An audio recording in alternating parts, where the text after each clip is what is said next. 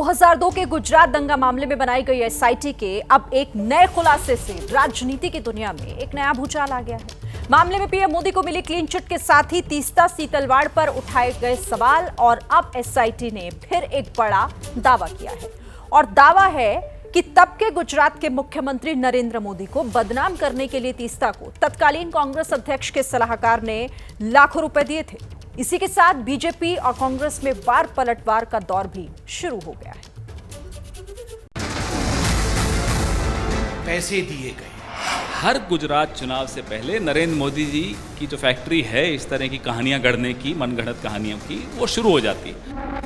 पहला किस्त गया है 5+25 अर्थात 30 लाख का पहला किस्त सोनिया गांधी जी ने तीस्ता सीतलवाड़ को दिया।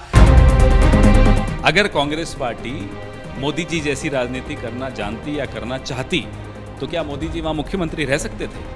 और अब एक बार फिर एसआईटी के नए खुलासे के साथ कांग्रेस बीजेपी के बीच राजनीतिक बयानबाजी, वार पलटवार का सिलसिला शुरू हो गया है। 2002 के गुजरात दंगों को लेकर पिछले महीने आई एसआईटी की रिपोर्ट के बाद तीस्ता सीतलवाड़, सेवानिवृत्त डीजीपी आरबी श्री कुमार और पूर्व आईपीएस अधिकारी संजीव भट्ट के खिलाफ 2002 के गुजरात दंगों से जुड़े सबूतों को गढ़ने और साजिश रचने का आरोप लगा और इन तीनों को गुजरात पुलिस गिरफ्तार भी कर चुकी है। सामाजिक कार्यकर्ता तीस्ता सीतलवाड़ के खिलाफ गुजरात एसआईटी ने अपने हलफनामे में बड़ा खुलासा किया है। 15 जुलाई को तीस्ता की जमानत याचिका के खिलाफ दाखिल एसआईटी की एफिडेविट में हुआ है ये बड़ा खुलासा। हलफनामे में कहा गया, गुजरात की मोदी सरकार को फंसाने और गिराने की साजिश हुई। साजिश कांग्रेस नेता अहमद पटेल के इशारे पर रची गई। अहमद पटेल से तीस्ता सीतलवाड़ को 30 लाख रुपए मिले। पैसा किसी राहत कार्य के लिए नहीं दिया गया। साजिश के तहत पूर्व डीजीपी आरबी श्री कुमार और पूर्व आईपीएस संजीव भट्ट की मुलाकात हुई। और अब इस खुलासे के बाद बीजेपी ने सीधे सोनिया गांधी पर निशाना साधा है, जबकि कांग्रेस इसे गुजरात चुनाव के लिए नए पैंतरे बता रही है।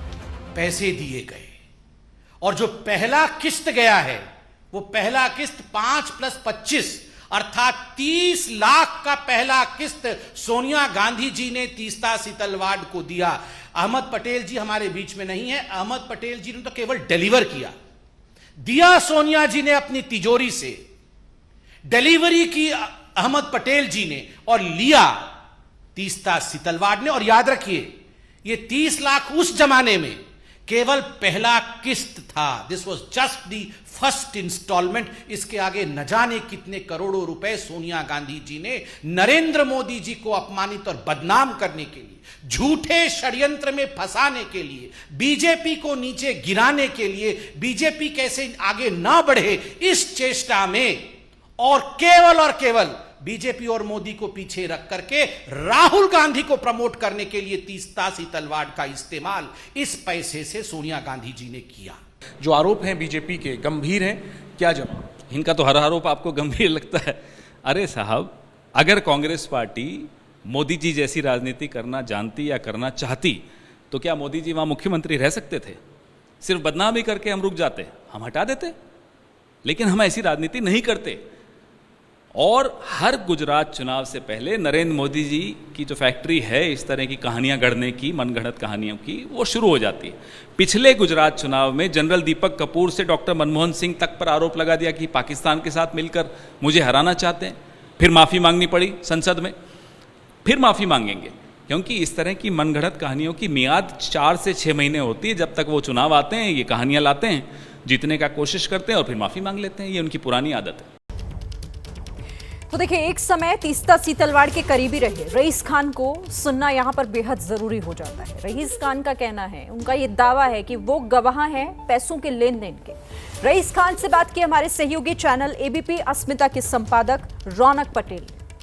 रईस भाई नमस्कार, आपका स्वागत है।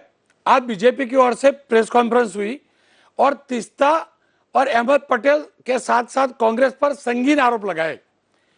एसआईटी के हलफनामे का हवाला देकर यह कहा कि तीस्ता सीतलवाड़ को कांग्रेस यानी कि सोनिया गांधी अहमद पटेल के जरिए गुजरात को बदनाम करने के लिए, नरेंद्र मोदी को बदनाम करने के लिए लाखों रुपये दिए थे। आप तो तीस्ता के उस वक्त के साथी थे। सच्चाई क्या है आपने क्या कुछ खुद देखा है, खुद सुना है तीस्ता के पास से और खुद देखा है? देखिए, ऐसा है कि मैं अपने एफिडेविट में ये सारी बातें पहले ही बता चुका हूँ 2011 में, जो अब एसआईटी बता रही है। 2011 में मैं ये एफिडेविट में बोल चुका हूँ कि तीस्ता सेतलवाद पहले से ही अहमद पटेल को जानती थे, अहमद पटेल भी उनको जानते थे। लेकिन यहाँ गुजरात में 2002 दंगों के बाद में पहली बार तीस्ता सेतलवाद दंगों के कुछ दिनों के बाद में शाहीबाग अहमदाबाद सर्किट हाउस जो पुराना है उसके अंदर मिली थी। उसमें मैं भी और तीस्ता सेतलवाद के साथ में था और तीस्ता सेतलवाद और हम दोनों शाहीबाग सर्किट हाउस गए थे। वहाँ पर अहमद पटेल से हमारी पहली मुलाकात हुई थी दंगों के बाद में, और हम अहमद पटेल के साथ में बैठे और अहमद पटेल के साथ में सारी बातें हुई। अहमद पटेल ने तीस्ता सेतलवाद से ये कहा कि आपको मैं बहुत पहले से अच्छी तरह से जानता हूँ और आपने जो वहाँ पर 1992 के दंगों के अंदर काम किया है, मैं उससे पूरी तरह से अच्छी तरह से वाकिफ़ हूँ। लेकिन वो छोटा मामला था और ये मामला जो है वो गुजरात का है और बहुत बड़ा मामला है। इस मामले को आपको बहुत ही ऊँचा उठाना है और इतना ऊँचा उठाना है कि इनकी सरकार जो यहाँ पर अभी बीजेपी की और सेंट्रल में जो सरकार है, ये सरकार गिर जानी चाहिए। उसमें हम आपकी पूरी कांग्रेस आपके साथ है और पूरी तरह से हम आपकी हर तरह से मदद करने के लिए तैयार है। तो तीस्ता सेतलवाद ने ये कहा कि हमारे पास जो है सबसे बड़ी बात यह है कि जैसा आप चाहोगे वैसा हम करेंगे और जिस तरह से आप हमसे कहोगे हम उस तरह से करते चले जाएंगे। आपके लिए हम हर तरह से हर काम करने के लिए तैयार हैं। तो लेकिन सबसे बड़ी बात जो है, समस्या जो है वो है फंड की। हमारे पास फंड नहीं है, पैसा नहीं है। तो अहमद पटेल ने कहा कि आप फंड की ज़रूरत आपको जो भी पड़ेगी वो हम मुहैया करेंगे, हमारी तरफ से होगी। हमारी पार्टी की तरफ से जितना भी फंडिंग हम आपको कर सकते हैं वो हम फंडिंग करेंगे और पैसा देंगे।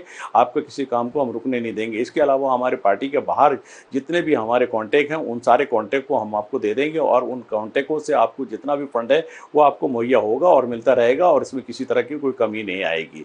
उसके बाद में काफ़ी देर बात हो जाने के बाद में गुजरात दंगे की प्लानिंग करी गई और किस तरह से इसको उठाया जाएगा। और इस तरह से एक बात सबसे पहले ये निकल के आई कि गुजरात जेनोसाइड के ऊपर एक बुक निकाली जाएगी जो कम्युनलिज्म कॉम्बैट, जो तीस्ता का खुद का है, उसने ये कहा था कि मैं इसके अंदर इतना बड़ा धमाका करूंगी कि पूरी दुनिया के अंदर मालूम पड़ जाएगा कि गुजरात सरकार ने यहाँ पर क्या गलत काम किए हैं और किस तरह से ये दंगे भड़काए हैं।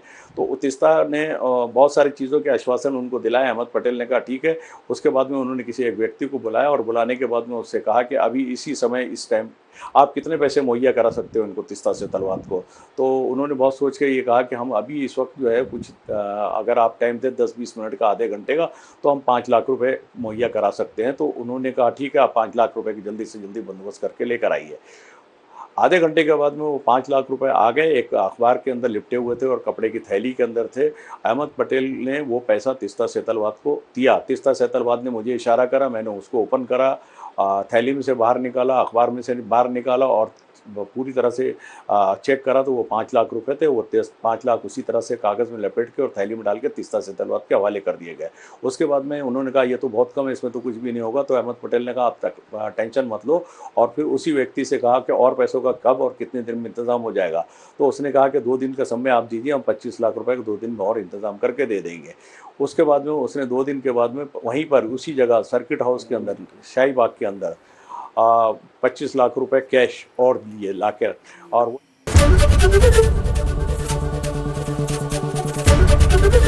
एबीपी न्यूज़ आपको रखे आगे।